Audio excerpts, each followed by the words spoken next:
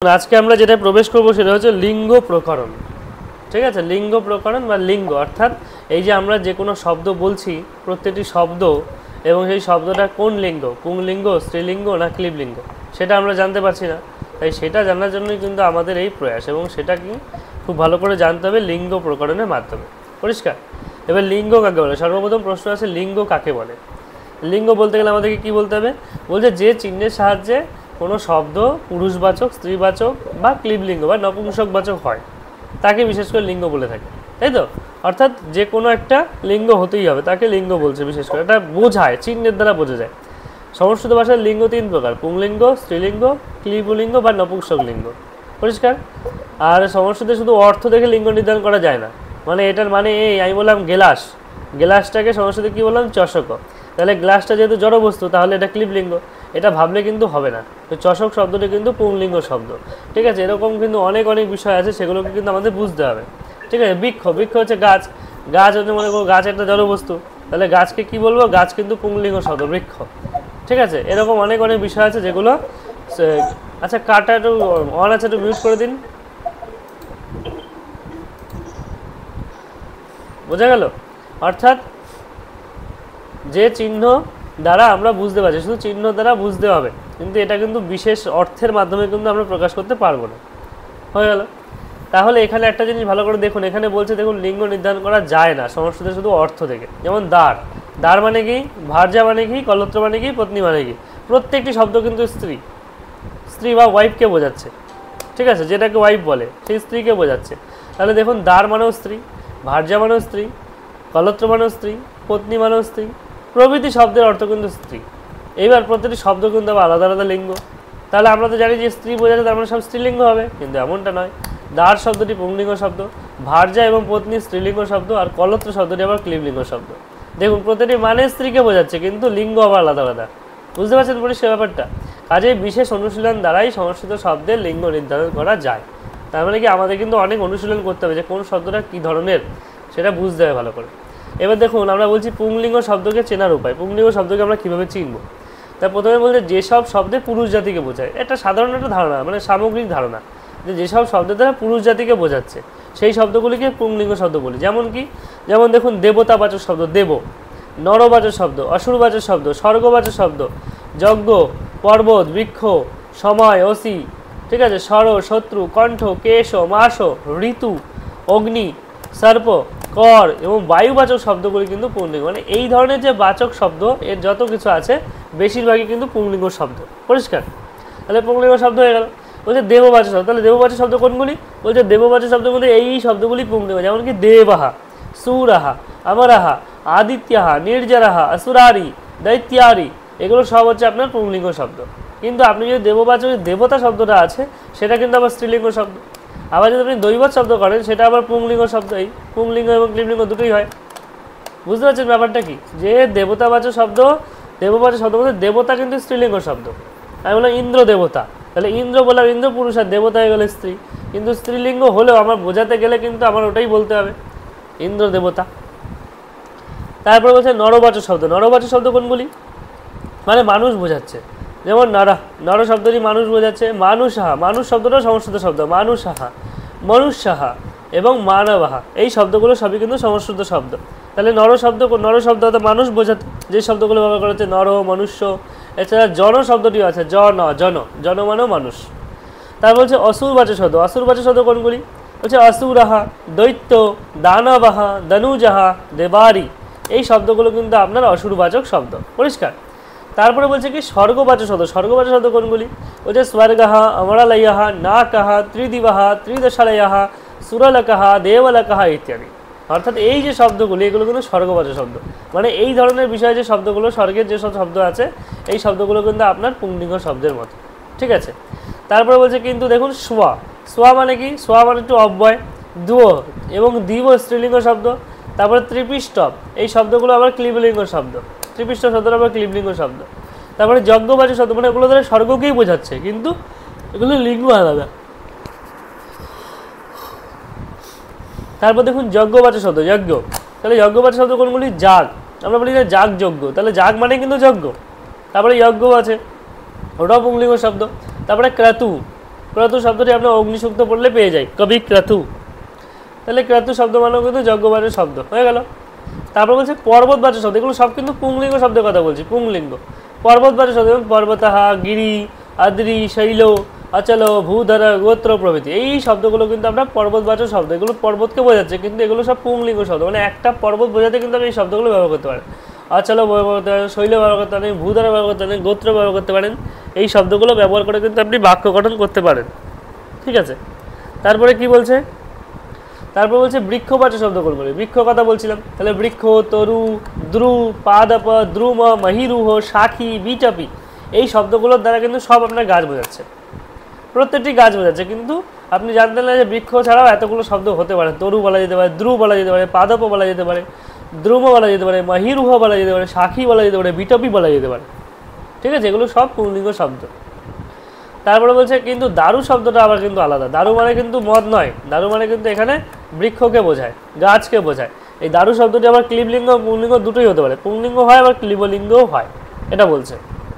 তারপরে দেখুন সময়বাচক শব্দ, সময়বাচক শব্দ কোনগুলি, কালাহা, সময়হা ইত্যাদি, কালাহা, সময়হা ইত্যাদি, এগুলো কিন্তু আপনার সময়বাচক শব্দ। বেলা শব্দ স্ত্রীলিঙ্গ, বেলা শব্দ, বেলা, বেলা মানে কিন্তু বেলা বোঝায়, দিনের বেলা। দেখুন বেলা শব্দটা কিন্তু সমস্ত স্ত্রীলিঙ্গ শব্দ, আমরা বলি না বেলা, দিনের বেলা কি করছিস, দিনের বেলা, এই বেলা শব্দটা কিন্তু আপনি ব্যবহার করতে, এটাও সমস্ত শব্দ। তা বলছে অসিবাচক শব্দ, অসিবাচক মানে কি, অসি মানে হচ্ছে ওই তরবারি ঠড়ি এগুলোকে বোঝায়, অসিহি, খড়গ, কৃপাণ, করবাল ইত্যাদি। ঠিক আছে, অসিবাচক শব্দ, অসিহি, খড়গ, কৃপাণ, করবাল ইত্যাদি শব্দ। স্বরবাচক শব্দ কোনগুলি, শরহ, বাণহ, সায়কহ, ইশুহু, কলম্বহ ইত্যাদি, এই শব্দগুলো কিন্তু আপনার স্বরবাচক শব্দ হয়ে গেল। তারপর শত্রুবাচক শব্দ কোনগুলি, শত্রুবাচক শত্রুহু, অমিত্রাহ, অরিহি, রিপুহু, অরাতিহি, বিপক্ষাহ, বৈরিহি ইত্যাদি।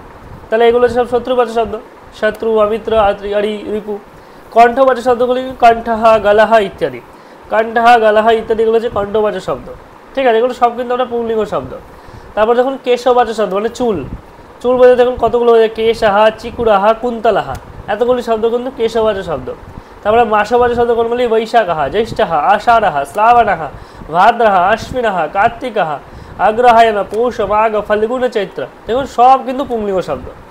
আপনারা এতদিন কী ভেবেছেন, সব কিন্তু পুংলিঙ্গ, এগুলো বাংলা শব্দ না কিন্তু সমস্ত শব্দ, বৈশাখ, জ্যৈষ্ঠ, আষাঢ়, শ্রাবণ, ভাদ্র, আশ্বিন, কার্তিক। ঠিক আছে, ওই জন্য কী বলেছিল, আষাঢ় মাসস্য প্রথম দিবসে, মেঘদূতে, কালিদাসে কিন্তু মেঘদূতে লিখেছে, আষাঢ়স্য প্রথম দিবসে মেঘশ্লিষ্ট শানুম বপ্রক্রিয়া পরিণত গজ প্রেক্ষণীয়ম দদর্শ। ঠিক আছে, এরকম লাইন আছে কালিদাসের, আষাঢ়স্য প্রথম দিবসে, এরকম করে পড়তে হয়, এগুলো গানের আকারে পড়তে হয়, খুব সুন্দর লাগে পড়লে, আমার গলায় শুনলেই শুনে লাভ নেই। চলো, তারপর হচ্ছে কি ঋতুবাচক শব্দ, ঋতুবাচক শব্দ কোনগুলি, ঋতু, ঋতু শব্দটা হতে পারে গ্রীষ্ম, হেমন্ত, শীত, বসন্ত, কিন্তু এর মধ্যে বর্ষা নেই, দেখতে পাচ্ছেন, আর কি নেই, বর্ষা ছাড়া আর কি নেই, শরৎ নেই, ওগুলো কিন্তু আলাদা, বর্ষা স্ত্রীলিঙ্গ শব্দ আর শরৎ কিন্তু স্ত্রীলিঙ্গ শব্দ, এগুলো মাথায় রাখতে হবে। বর্ষা শরৎ নেই, তাহলে স্ত্রীলিঙ্গ এবং সর্বদাই বহুবচন বর্ষা শব্দ, এটাও মাথায় রাখবেন। তারপর হচ্ছে অগ্নিবাচক শব্দ, অগ্নিবাচক শব্দ কোনগুলি আছে, অগ্নিবাচক শব্দের মধ্যে অগ্নি পাবেন, অনল পাবেন, পাবকাহা, বন্যী, হুতাসন, দহন ইত্যাদি শব্দগুলো কিন্তু পাবেন। তাহলে এই শব্দগুলো কিন্তু আপনার অগ্নিবাচক শব্দ, মানে অগ্নি বোঝাতে কিন্তু এগুলো ব্যবহার করতে পারেন। তারপর হচ্ছে সর্পবাচক শব্দ, সর্পবাচক শব্দ কোনগুলি বলছে, সর্পহা, আহি, পন্নগাহা, ভুজগাহা, ভুজঙ্গাহা, তারপরে ভুজঙ্গমাহা আছে, উরাগাহা আছে, ফানিন আছে, বিষধরা আছে, আশিবিষ আছে, সরীসৃপ আছে, সরীসৃপ বলতেও কিন্তু আপনি সাপকে বোঝাতে পারেন। ঠিক আছে, তারপরে করবাচক শব্দ, করবাচক শব্দ কোনগুলি, করবাচক শব্দ হচ্ছে কিরণবোধক শব্দ, করাহা, কিরণাহা, রশ্মি, অংশু, ময়ূখ ইত্যাদি। আবার মরিচি শব্দ কিন্তু পুংলিঙ্গ ও স্ত্রীলিঙ্গ দুটো ক্ষেত্রেই হতে পারে।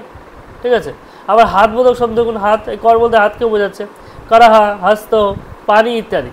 একটা কিরণ সূর্যের কিরণ হতে পারে, চাঁদের কিরণ হতে পারে, সেই অর্থে আলাদা, আর হাতবোধক অর্থে আলাদা, আবার রাজস্ব বোধক অর্থে আলাদা। রাজস্ব, যদি আপনি রাজস্ব গ্রহণ করেন, রাজস্ব গ্রহণ করার ক্ষেত্রে যদি করেন, তখন কী হবে, তখন বলছে করাহা, বলিহি, এই শব্দগুলি প্রয়োগ করতে পারে।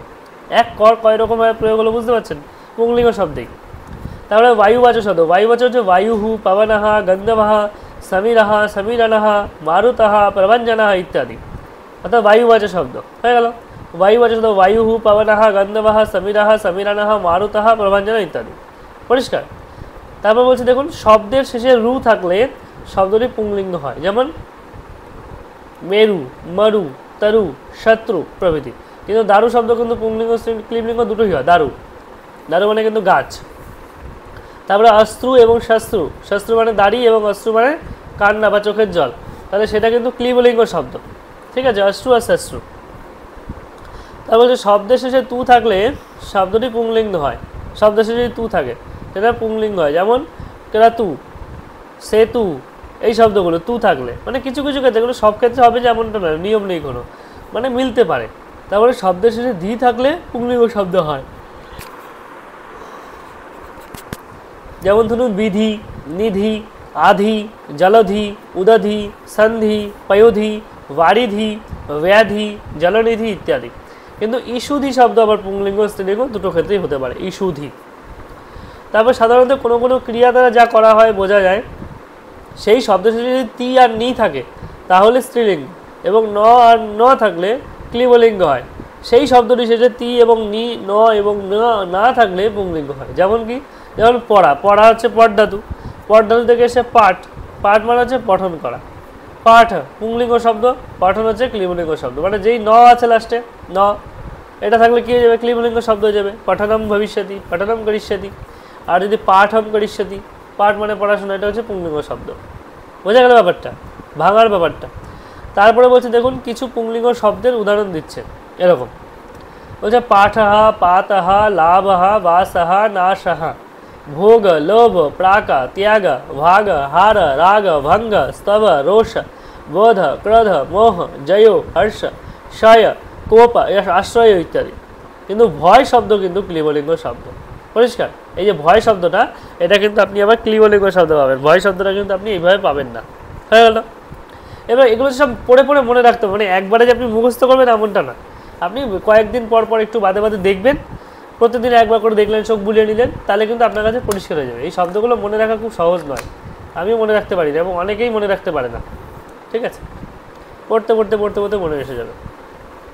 কিছু স্ত্রীলিঙ্গ শব্দ, যেমন প্রীতি, জাতি, ভীতি, স্মৃতি, নীতি, শক্তি, হানি, গ্লানি ইত্যাদি। তবে আবার জ্ঞাতি শব্দটি আবার পুংলিঙ্গ শব্দ, জ্ঞাতি, বলে না জ্ঞাতি গোষ্ঠী, পুংলিঙ্গ। জ্ঞাতি শব্দটা কিন্তু পুংলিঙ্গ শব্দ, মানে এইখানে প্রীতি স্মৃতি মতো আছে না পরপর, এই মনে করে যে না জ্ঞাতি শব্দ মানে স্ত্রীলিঙ্গ হবে, কিন্তু না, এটা কিন্তু পুংলিঙ্গ শব্দ। আবার কিছু ক্লিবলিঙ্গ শব্দ, যেমন ধরুন পঠনাম, গমনাম, শ্রবণাম, ওগুলো বলছিলাম না, একটু ন থাকলেই কী হয়ে যাবে, ক্লিবলিঙ্গ হয়ে যাবে। একটু আগে পড়ছিলাম না পঠন শব্দ, এই যে সব, এই যে নি আর তি ন থাকলে, তা থাকলে ক্লিবলিঙ্গ হয়।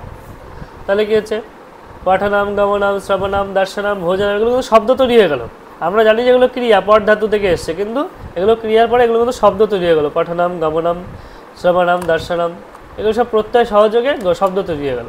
ভোজনাম, নর্তনাম, পানাম, দানাম, রোদনাম, ক্রন্দনাম, শয়নাম, আগমনাম, চয়নাম ইত্যাদি। পরিষ্কার।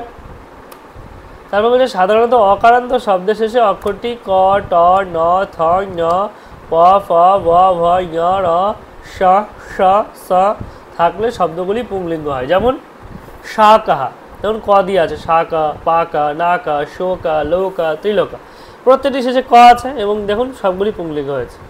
আবার ট থাকলে ঘাটা, পাটা, বাটা, নাটা, সাটা, সকাটা, এগুলো সকট মানে হচ্ছে গাড়ি, হয়ে গেল। তা বলছে ন দিয়ে কি আছে, গুণা, পাষাণ, প্রাণাহা ইত্যাদি।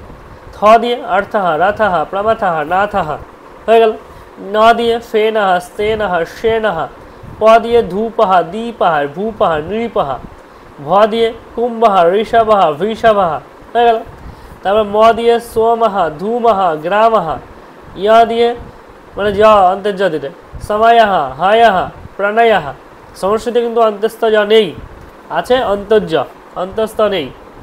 র দিয়ে গেছে দ্বাপরাহা, ক্ষুরাহা, ময়ূরাহা, ছাত্রাহা, এগুলো সব আপনার পুংলিঙ্গ শব্দ। তারপরটা দেখুন স দিয়ে, তালব্য স যেটা বলছে, স, স, তাহলে তালুতে যেটা উচ্চারণ, স দিয়ে দেখুন নাশ, নাশ শব্দটা আছে, এটা হচ্ছে আপনার ক্লিবলিঙ্গ শব্দ নয়, পুংলিঙ্গ শব্দ। তারপরে দেখুন বৃষা, স দিয়ে মূর্ধন্য স, স একদম জিহ্বা ভাঁজ করে মাথার দিকে নিয়ে যান, স, বৃষা, দ্রোষা, বৃষা, দোষা, এই শব্দগুলো কিন্তু আপনার পুংলিঙ্গ শব্দ। তারপর স দিয়ে রসাহা, বায়াসাহা, হংসা, এগুলো স দিয়ে, স দন্তে স, তাহলে স দিয়ে হয়ে গেল। পরিষ্কার, বলুন। কিন্তু এই জাতীয় শব্দের অনেক ব্যতিক্রম আছে। আপনি এতক্ষণ বললেন যে হ্যাঁ এগুলো শেষে এইগুলো আছে, তার মানে এগুলো পুংলিঙ্গ হবে, কিন্তু এর ব্যতিক্রমও আছে কিছু কিছু ক্ষেত্রে। যেমন কি সেগুলি বিশেষভাবে মনে রাখা দরকার। এরকম কিছু ক্লিবলিঙ্গ শব্দ হলো পুষ্প, রূপ। দেখুন ওখানে প ছিল না, একটু আগে প পড়েছিলাম আমরা, এই যে প পড়েছিলাম, তাহলে দেখুন বিপ, নূপ, এখান থেকে